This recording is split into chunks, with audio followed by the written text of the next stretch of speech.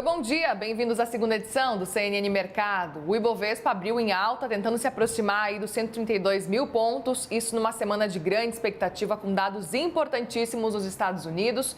E o dólar agora cai, fica no patamar de 5,49. Há pouco saíram os números do índice de preços ao produtor nos Estados Unidos, que subiu 0,1% no mês de julho, uma alta menor do que era esperada, e nos últimos 12 meses avançou 2,2%. Mas o núcleo desses preços subiu um pouquinho mais do que a expectativa, 0,3% no mês de julho.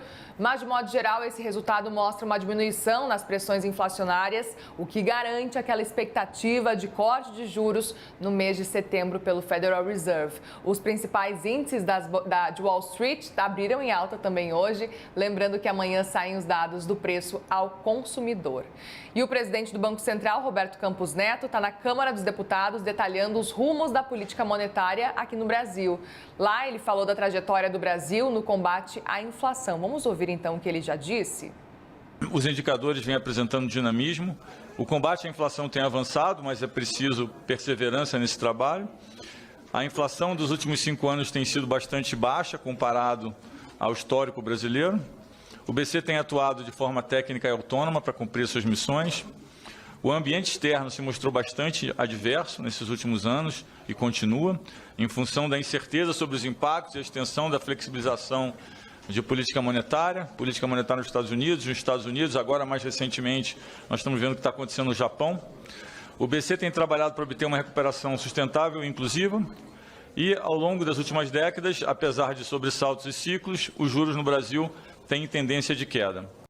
Nessa mesma fala, Campos Neto ainda afirmou que a desancoragem nas expectativas de inflação preocupa o Banco Central e também disse que os juros no Brasil são absurdamente altos e que isso não é uma discussão dentro do BC. E o volume do setor de serviços no Brasil cresceu 1,7% em junho e teve uma alta de 1,3% na comparação com o mesmo período do ano anterior. O desempenho mais do que compensou a retração registrada em maio e veio acima da expectativa de alta de 0,8%.